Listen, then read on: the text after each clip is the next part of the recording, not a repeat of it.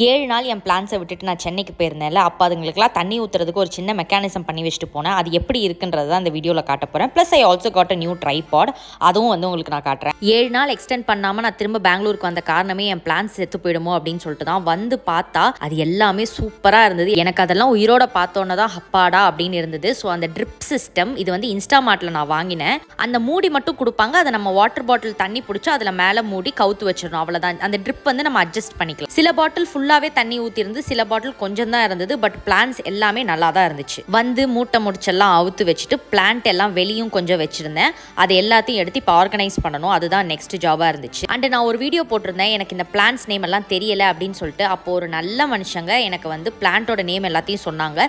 So நீங்களும் நிறைய பேர் கேட்டுட்டு இருந்தீங்க. ஸோ அந்த பிளான்ட் நேம் எல்லாத்தையுமே வந்து நான் டிஸ்கிரிப்ஷனில் வச்சிருக்கேன், ப்ளீஸ் செக் பண்ணி பாருங்க. அண்ட் நான் சென்னைக்கு போகிறப்போ என்னோட ட்ரைபாட் எடுத்துகிட்டு போனாங்க, போய் வீடியோ எடுக்கலான்னு. பட் அன்ஃபார்ச்சுனேட்டாக எடுக்க முடியல.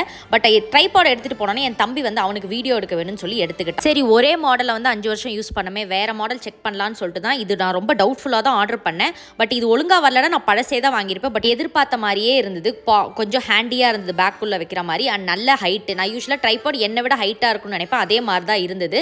இது காற்றுல ஆடலை, எப்படி தட்டினீங்கன்னா அது காற்றுலலாம் ஆடலை, ரொம்ப ஸ்டர்டியாக தான் இருக்குது. கீழேயுமே அந்த ட்ரைபாடோட 3 லெக்கு வந்துட்டு ரொம்ப வந்து ஸ்டர்டியாக இருந்தது.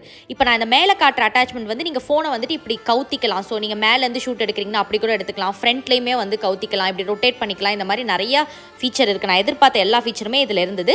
குவாலிட்டிக்கு அந்த ப்ரைஸுக்கு இது பெஸ்ட். இதோட லிங்க் உங்களுக்கு வேணும் அப்படின்னா ட்ரைபாட்னு கமெண்ட் பண்ணுங்கள். நான் யூஸ் பண்ணுற எல்லா எக்யூப்மெண்ட்டையுமே நான் உங்களுக்கு வந்துட்டு டிஎம் பண்ணுறேன். அவ்வளோதான் பீப்புள். ஓகே, பாய்.